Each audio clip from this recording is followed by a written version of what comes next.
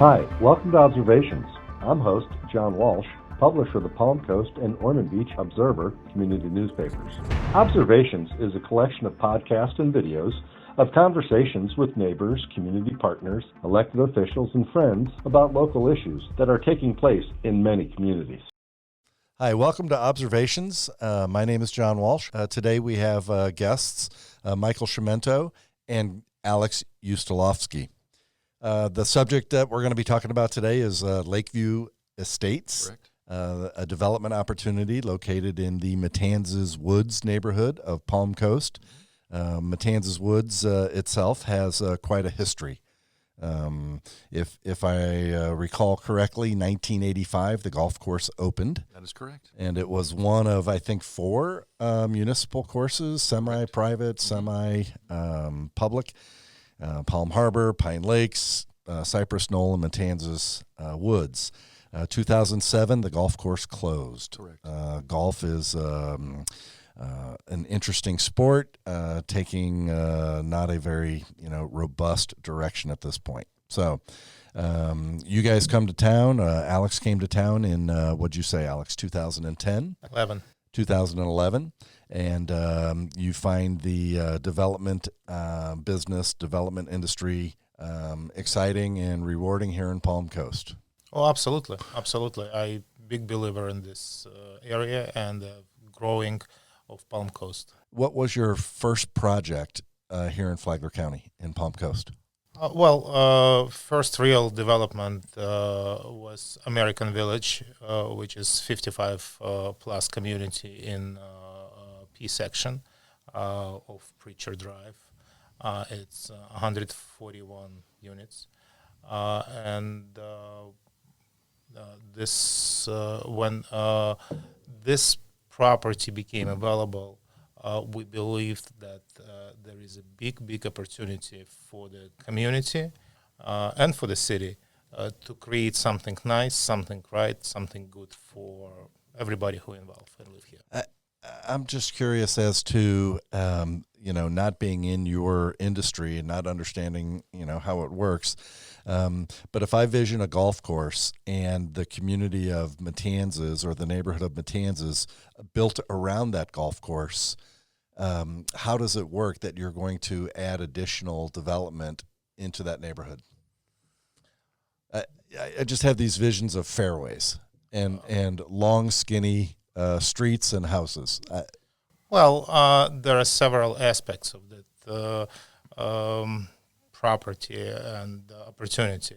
From the engineering point of view and strictly construction point of view, there are no problem to develop pretty much any portion of that. Because don't forget, golf course, it's developed land. It's not like something which never been built or no irrigation or anything else. This is a developed land, already developed.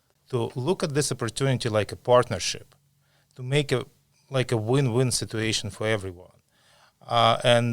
We really trying to cluster all developable rights which we have and that property to the certain areas to minimize effect on the existing homeowners and to create nice new communities. For the rest of the land, we absolutely open to different kind of options. I personally spoke with local residents over there. We discuss about community gardens. We discuss, some water reservoirs which can be both recreational portion and storm water facility. We discuss very many options, and we open to do that in a partnership with the city and with a partnership with the people who live over there. So the Matanzas Woods Golf Course has had a history to it. Yeah, difficult. Yeah, really. Please. Well, we all know that in '85 they started the construction of the golf course. I should say it was opened, and then it was in 2007 when it closed. So since 2007, so for 14 years, the golf course has been shut. In fact, John Netz at the last city council meeting recently said, hey, it's no longer a golf course, and it has the right to go back to woods and natural. So There's no obligation on anybody to maintain a golf course. There's no covenants and restrictions to make sure it's a golf course. Some of those rumors were out there. So, but do they have to maintain the property to the city codes? No overgrowth, whatever. No, the city sent out a letter to the residents of that community that said this property does not have to be mowed. It does not have to be maintained, as some of those people up there say. It can go back to natural. Now, the interesting part, John, is that this property has been in existence since '85, and it was the county before Palm Coast incorporated in 1999. While it was in the county, this property was zoned to enable 3 units per acre. 3 units per acre, and it's about 280 acres. Correct. So, I mean, you think that's, pushing 900 units that have historically been able to be built there. And then in 2007, when the city became, or in 2000, the city became the city, and I think it was 2005, the city adopted its own zoning code, and they downzoned the property from 3 units per acre to 1 unit per acre. So now the city absolutely has the right to be redeveloped. This property has the right to be redeveloped into 288 units. So it has always been that way historically. We've had some of the residents come out and say you have an obligation to own and operate a golf course, and that's just not true. What's the density of the homes that are there already built? That's hard to say, but typically in Palm Coast it's 3 quarter acre. Yeah, they're quarter acre. And it's 3, 4, and we'll talk about that in the iteration of the project as we've started. So, since 2007, this has been an eyesore for the community at large, the L section, and frustrating for the neighborhood. I mean, you know the history of this project. What were your thoughts? Sure. I remember, playing golf out there. It was a great course. A couple of really long monster holes were always difficult. I thought it was never fully developed. Mm-hmm. I remember conversations throughout the year of, townhomes, condominium complexes, that sort of stuff.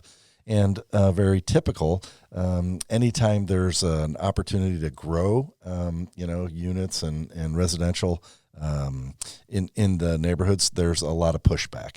I know that the neighbors didn't like the proposed condos. I know the neighbors didn't like the fact that now it's not being kept up and they've invested in this golf course property.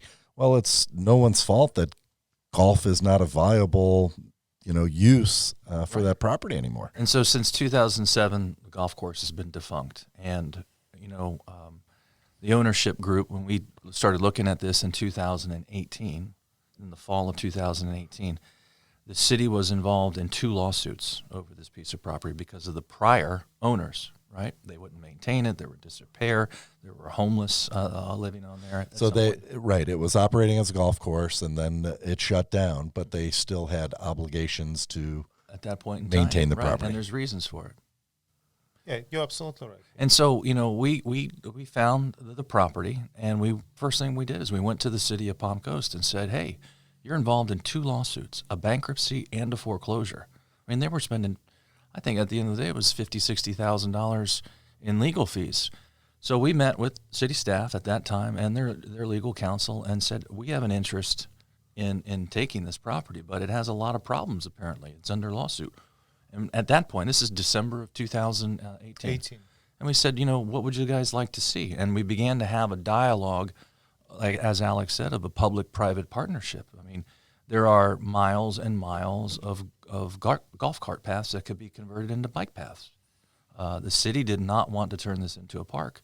And so from a period of time... It adds their liabilities, their maintenance, right. And so from December of 18 through, was it April? When the property closed in April. April 19th. We had many, many hours of discussions with city staff, their stormwater department. And they were so promising. They were so refreshing, that meetings with the city staff. The city staff brought so many bright ideas to the use of this land. And we were open to that, and we worked together with city staff on many, many different options, which, in my opinion, professional opinion, could benefit the city of Palm Coast greatly. So you're the solution. Well, it was a public-private partnership, right? And we weren't asking for anything more than what we were entitled. We had met with the stormwater department. You're familiar with a lot of the historical flooding and really unique 100-year, 200-year events up there that they have issues. So we began to have dialogue with the city staff and their stormwater department for months about, hey, how can we take some of this land that is not necessarily to be developed and help you? And in fact, we went out and spent thousands of engineering dollars and soil samples working with their stormwater department. And, we went through many, many iterations. We talked about parks. Okay, so the community, the residents of Matanzas Woods, applying pressure to the city, saying this golf course is in overgrowth. It's terrible. It's not what we wanted here. So the city is stuck with it, saying, what are we going to do with it? Right. At the time when we stepped in, not only were they involved in a foreclosure, I believe there were about $600,000 in $800,000 in code enforcement fines against that owner for failure to maintain. Okay, so tell me about the bankruptcy and the foreclosure. The city never wanted to acquire the property, right? But that was what we were told. And so the foreclosure was the owner and the financial institution against the city at that time in 2017 and 18. What do you mean against the city? Well, the city has their code enforcement fines levied against it for all the historical failures. $800,000 worth of 8 years. Right. I remember the golf cart shed and the old clubhouse became a haven of homeless. Homeless. Right. So the city was having problems with that prior property owner, and they were involved in 2 lawsuits: a bankruptcy and a foreclosure on those code enforcement fines. I remember those days. 17 and 18.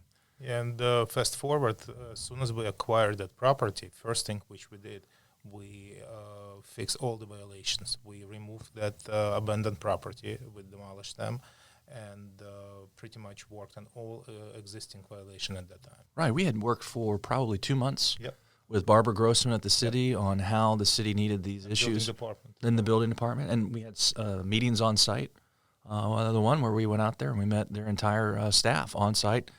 Okay, we need to take down this building and we need to remove this junk. We need to remove all the pavement, go out on the fairways and remove some of the bathrooms, I believe, were having issues. And you had already owned the property by that point? We had owned it for 2 weeks. Okay. And see, that was part of the discussion we had with staff for 4 or 5 months, that if we're going to acquire that, how do we form a public-private partnership? Stormwater, community parks, these other emergency ingress and egress was discussed, and including the homeless issue that was out there and these abandoned buildings and dilapidated structures.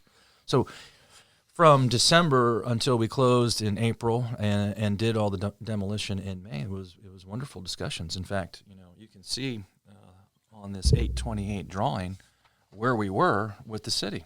You can see here the dark blue and the light blue. The light blue there were areas where we were going to dredge these stormwater ponds for the city. I mean, we're talking hundreds of thousands of cubic feet. Where was that? It's more than 600,000 cubic feet. It's right here. Yeah, where'd you have that big one? Yeah, it's right here. So this plan, John, on 828 shows that, we had worked with the city through August of that year, creating a wonderful plan where there would be parks, additional stormwater ponds. We were going to have about 58 acres of stormwater ponds dredged and given to the city. Yeah, so there's no expense to the city. Yeah, so it was a good public-private partnership. That area up there doesn't have a park. That area doesn't have bus stops for their children, and we know that history of that poor child that passed years ago. That area doesn't have an emergency ingress and egress in the event of a fire or some catastrophic event. So for months and months and months, we were working with staff to create a true public-private partnership. Okay, so where are we in the timeline? This is 2019? This is 2019. 2019. In August we pretty much knew what we want, and October we submit first MPD draft to the city, and we were very optimistic because city staff. I'm talking about city professionals who works in these departments. They were encourage us, and density had gone down by 2/3. There was permitted at one point 3 homes per acre.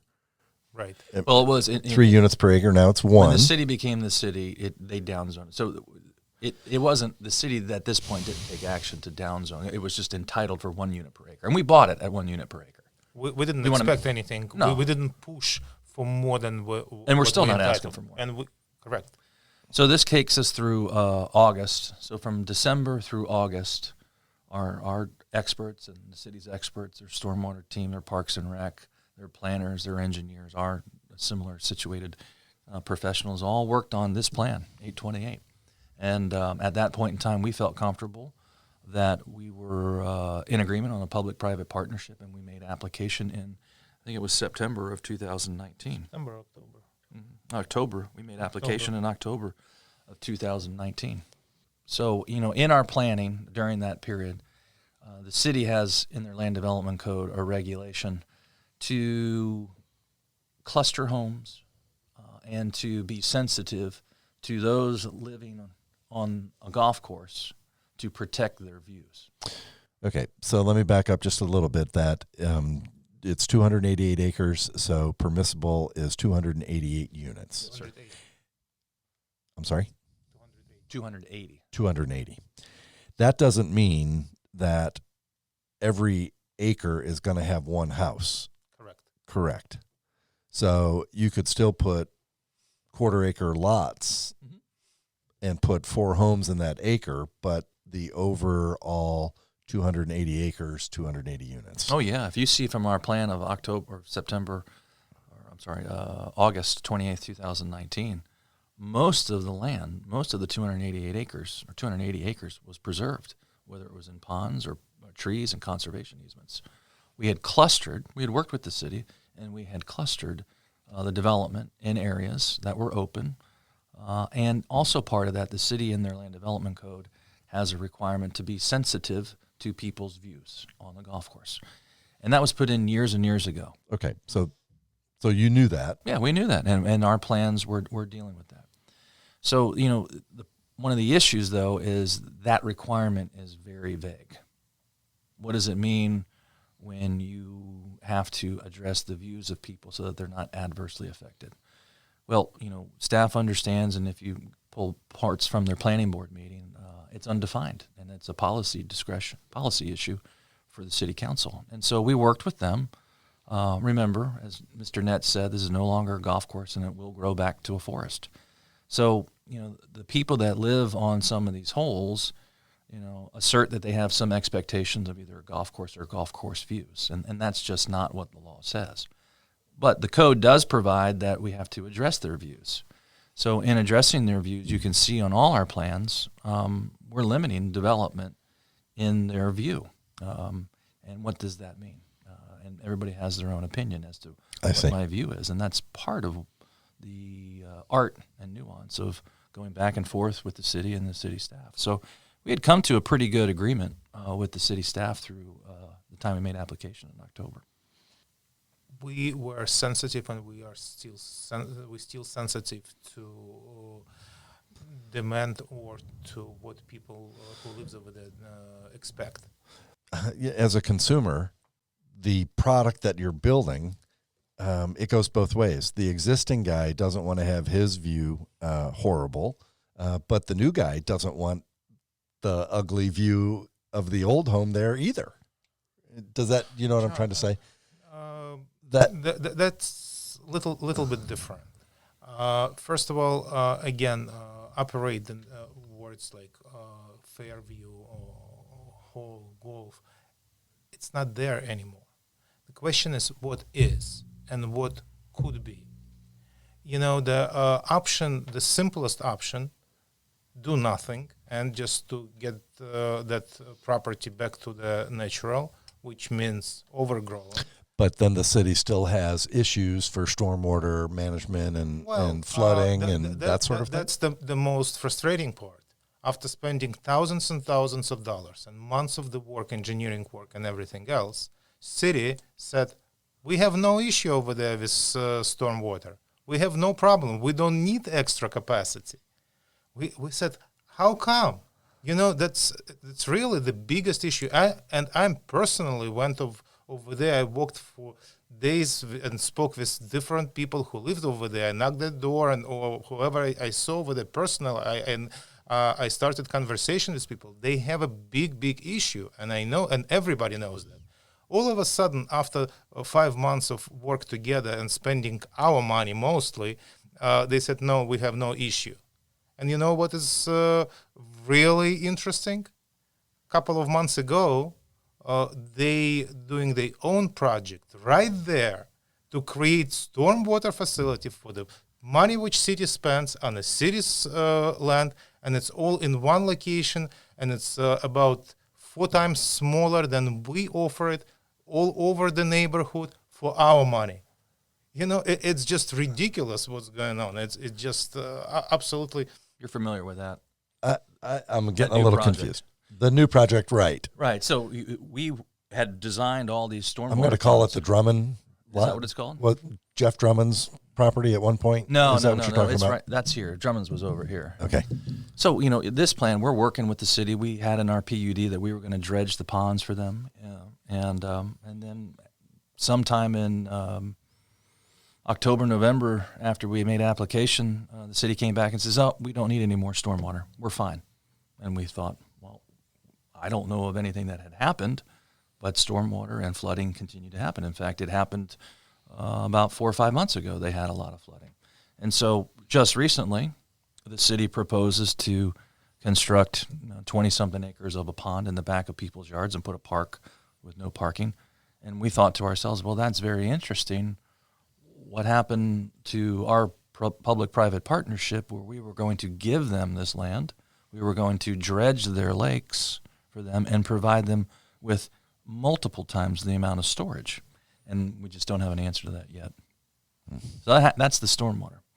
Well, let's get back to, August or September when we made application. So we made application, and your newspaper reported that we had a meeting with the community at Matanzas High School, and there were roughly 200 people there, and it was December 2019. No, was it December 2019? Yeah. So we met with December of 2019. Right. And there were about 200 people there, and the community was very vocal about what they did and didn't want. Obviously, there were a handful of people that wanted nothing to be built there. There were a handful of people that demanded that we build and maintain a golf course because that was their right. All of those things were not true. And then there were a large group of people that really had legitimate concerns or things that we could work with. And so we did that. And one of the things that we do after those meetings is we're required to submit a summary back to the city. So at that point, when you heard the 50, 60, 70 people come up and talk, we categorized what those issues were. Mm-hmm. And a lot of times it was flooding. A lot of times it was we want to make sure that the lots that were built there that are similar in size to ensure that values aren't adversely affected. What else was some of the community's demands at that time? That was pretty much the biggest concern, the size of the lots and stormwater issue. That was the biggest issue. You can't help but feel bad. Somebody that invests in a piece of property, and when they bought it, it was on a golf course, but at nobody's fault.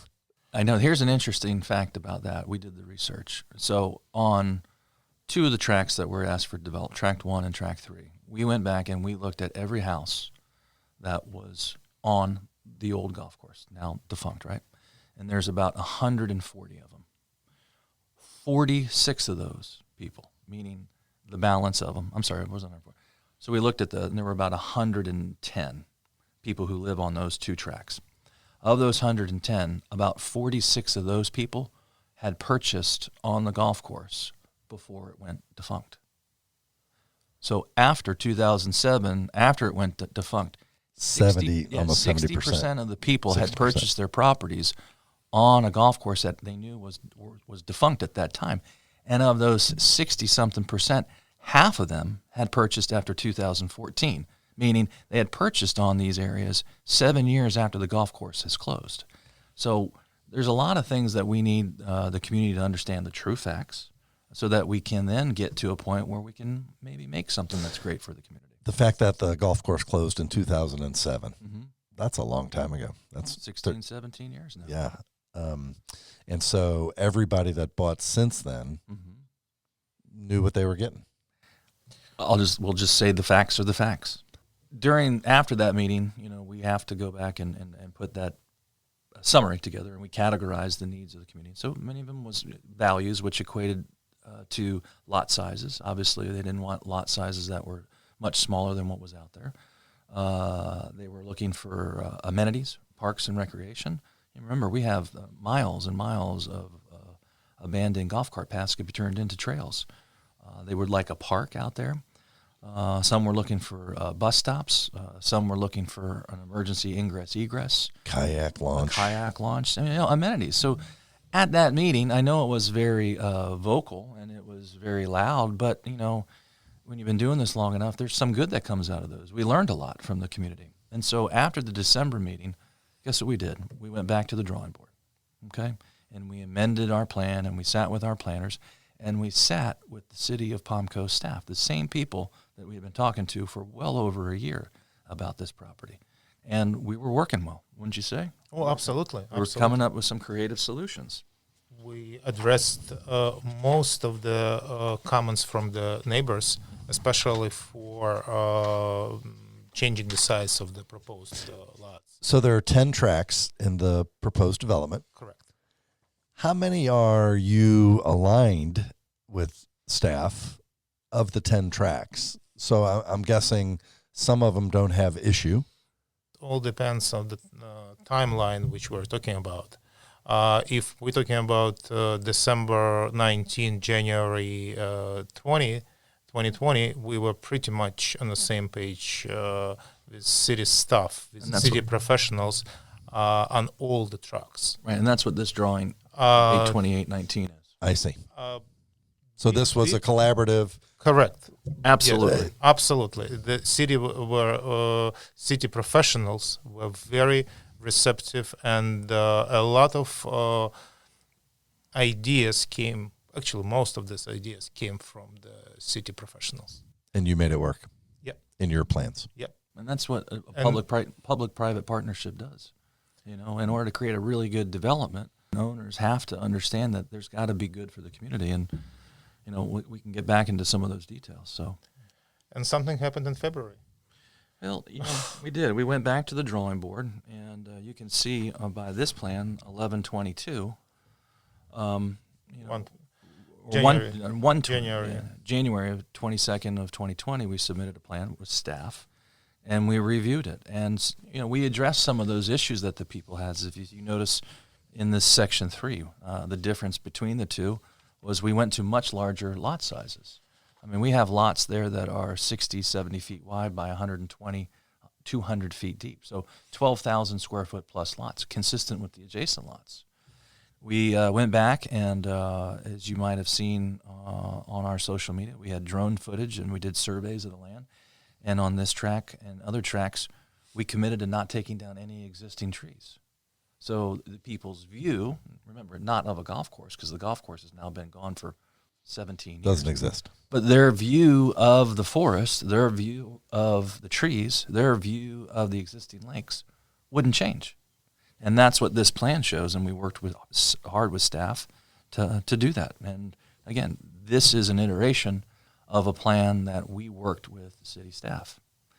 So after the December meeting, we were tasked to go back and resubmit plans that addressed the people's issues. And I assert that we addressed everything. Now, and we did. And there may be people that still aren't happy. Sure. But we're this iterative process. So we go to staff, and it's working, and they take this under consideration. And then, we hit February of this year. Okay? We hit February of this year. Now, mind you, we're supposed to be on the planning board in March. Agenda. The March agenda is what we had anticipated. And to be very candid, all of a sudden we got a very different, completely different picture from staff. Despite a year and a half of working with them and solving the problems of the community, the immediate problems, tearing down the homeless, code enforcement fines, developing stormwater. So it's your opinion that staff was favorable for the revisions that you presented in the January plans? Absolutely. Absolutely. And that's a result of the conversations that you had with them? Every week. Formal meetings. I see. Our engineers are talking to their engineers. Our planners are talking to our environmental people are talking to people. I mean, this is something that happens every week, multiple times, where we brainstorm. What about this and what about that? So where we're at now at the end of January of 2020 is we're still on a mutual path, a plan that is beneficial to the city. As you can see, by this time the city had said, we don't want your stormwater. And you can see we took out the stormwater. So instead of putting stormwater ponds for the city that we were going to dig, we were just going to return it back to its natural state of forest in most of those areas. As you can see, we were going to provide significant buffers, 200 and 300 feet. Or I shouldn't say that. We were going to provide significant buffers of 100 to 250 feet of no development of just trees and stormwater ponds in the back of people's yards that may be affected. Again, we had committed to not taking down trees that were in the back of people's yards. So we had a good plan. And then something happened at the city of Palm Coast in February, and we have not been able to figure out what. We haven't, we're just not aware. And the city took a completely 180-degree tack. There was no longer any parks for the community. There was no longer any stormwater for the community. There was no longer any bike paths for the community. But didn't that make it easier for you then? Well, I guess it makes it cheaper. Cheaper. But it doesn't make a better product because, these people come here and they want to buy my client's property. That's what I was John, getting to earlier. That's the point. I spoke with a longtime resident over there, and he lives on Lake Placid Drive. And we had 2 days ago a wonderful conversation. And he said he lives over there almost 20 years. And he said for the last 17 years, nothing happened to that area. They call the neighborhood, it's like forgotten part of Palm Coast. Mm-hmm. And here we have an opportunity to create something nice. What's wrong with having park? What's wrong with having some kind of stormwater facility? What's wrong with creating nice quality of life in that area? I'm engineer by trade, and I don't believe abandoned property is a good quality of life. I don't think so. No. And most of the people who live over there, except maybe 2 or 3 or 5 who are very vocal and against everything, most of the people who live over there are absolutely adequate, and they understand that good development is better than just abandoned property. I'm glad to hear you say that there are reasonable people that understand. A Sure. lot. Unfortunately, The majority. 5 or 6 people over there, very vocal, and they bullying reasonable residents. And I know beautiful lady, 80 plus years old, Yes. Years young, and she was trying to share her opinion, to voice her opinion, and she was bullied by people who just against everything. So the project, the size of the lots compares to what's already out there. Yes. What about the product itself? The homes that will be built there. What John. are they? I'm going to guess that they fit in the market, right? John, the truth is, I can say anything right now. What kind of houses will be over there? Who knows? Market will dictate. Indeed. But underlying conditions are there, and we propose them. We said, and that what we prove is our proposal.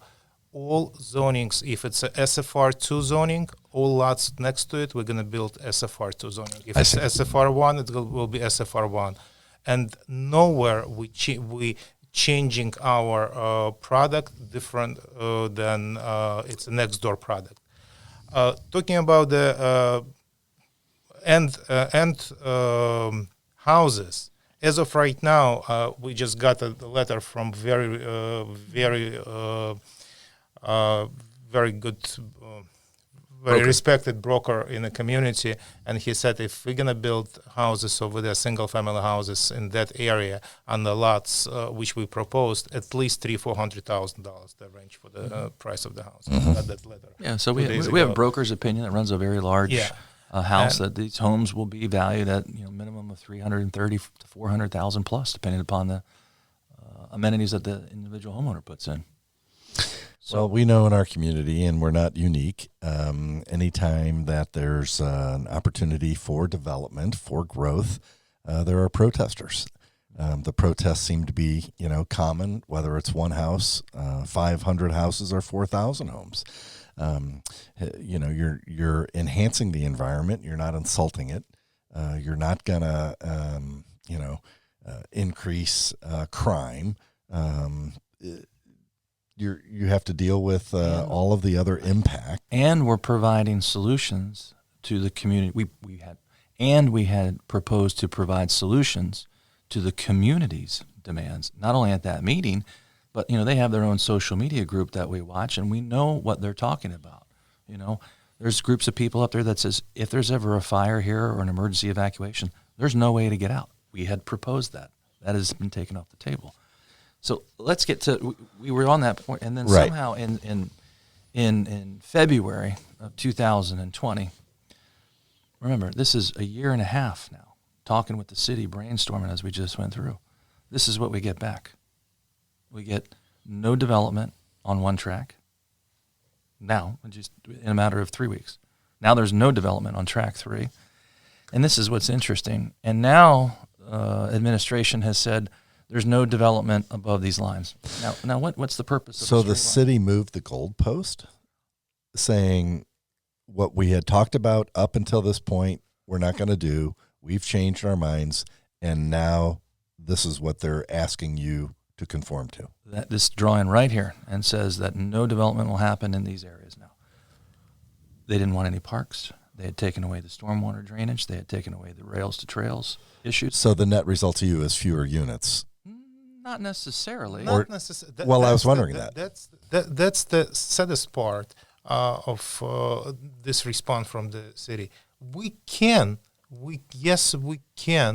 put allow density on that trucks. The problem is that it will be smaller lots. It will be not such an attractive product, which is not good neither for the owners, neither for the neighbors who lives around. Or us. And all issues that this neighborhood has will remain. What changed with the city? We don't know. We had been working with their senior staff level, their senior planners, the development service director, and one meeting came back and said, guys, everything has changed.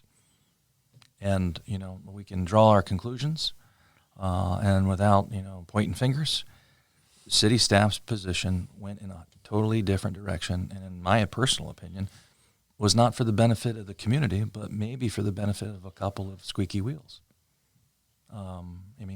They took off the table parks. They took off the table stormwater ponds for the flooding that happens up in that area periodically. They took off the table lots of things. So they took off the table bus stops that we were committed to.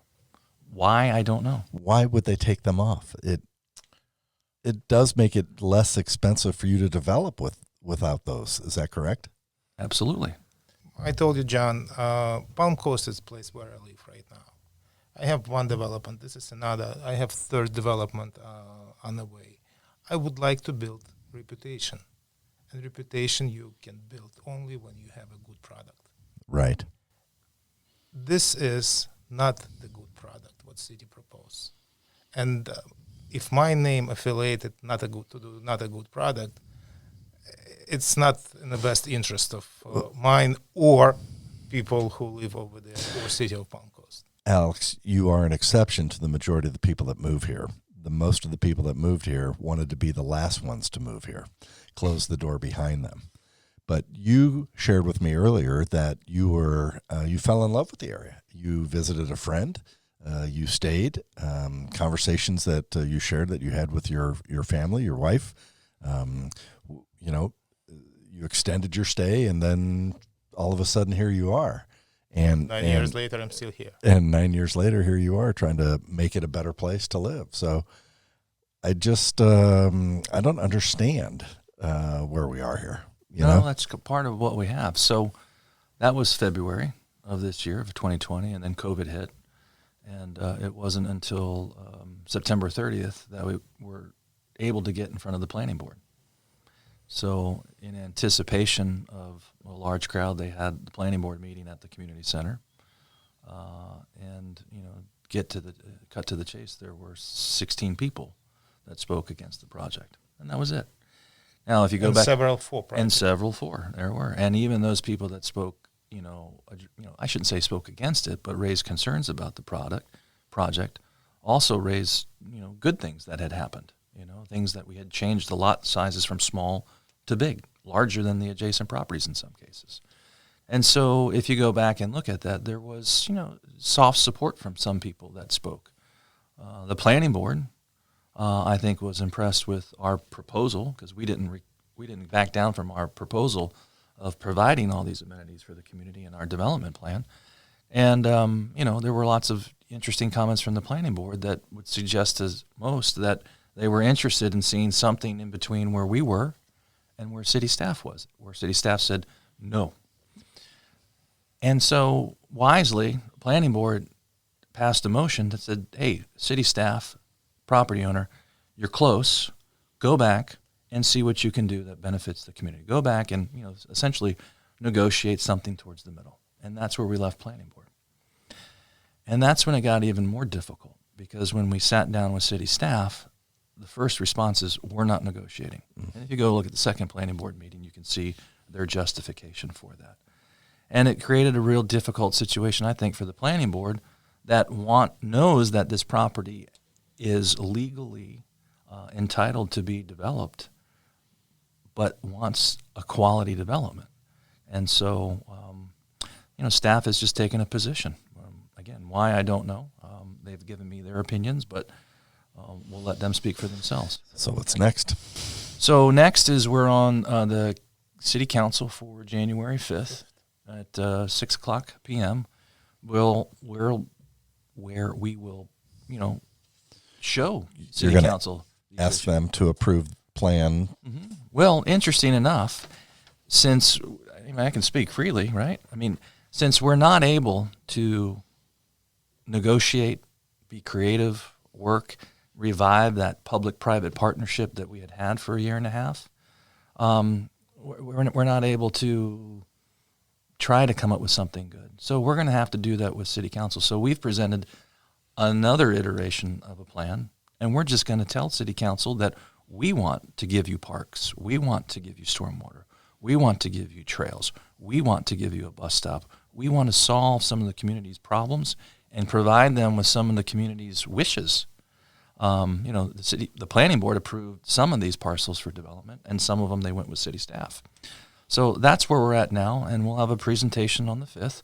And we're hopeful that, city council, who makes the policy decisions, which I understand, will see our efforts to deliver a product and a community that not only complements the existing community, but enhances it. There will be people that were in the planning board that don't want anything. There's a gentleman that insists that we're required to maintain this as a golf course. That's just not true. There's people that insist that we're required to mow the golf course and keep the old fairways. That's just not true. If we do nothing, this project will become woods, and no one will have any view, any benefit, any amenities, any parks. Stormwater flooding will not be addressed. And so we're hopeful that the city council, who's wise and they represent the entire city, will help us bring something to the community that's beneficial to all, including that neighborhood. Absolutely. Mm-hmm. Absolutely. That's what we're looking for. We're not looking for zero-sum game. We're not looking for that type of deal. We're looking to the win-win situation when everybody winning. And we truly believe that there's an opportunity on the table right now to create the structure which will benefit everyone. Good luck. Interesting world that you operate in. I don't understand a lot of these components. Logically speaking, you're taking something that no one was satisfied with. The residents there, the city, with the issues and the exposures that they had. You have a solution. We do. We think we do. I've been in this community for my entire life, 47 years. all but 3 of them. And I've done this type of work representing people for 20 of them. Grand Haven, Palm Coast Plantation. I mean, those projects at one point were hot potatoes, and now look at them. They're incredible, and the people that live there love them, and they've done nothing but enhance the community. You know, Alex is the example. I am. You come here, you fall in love with the quality of life here. A golf course that goes belly up and goes into disrepair For 17 years. For 17 years insults the quality of life to that neighborhood. You're going to come in and revitalize it and bring it up to a higher standard in which it was before. It does sound like a win-win all the way around. So good luck on January 5th. We'll call you on the 6th and talk about what the new neighborhoods are going to look like. We appreciate your time today. Thank you. Thank you, John.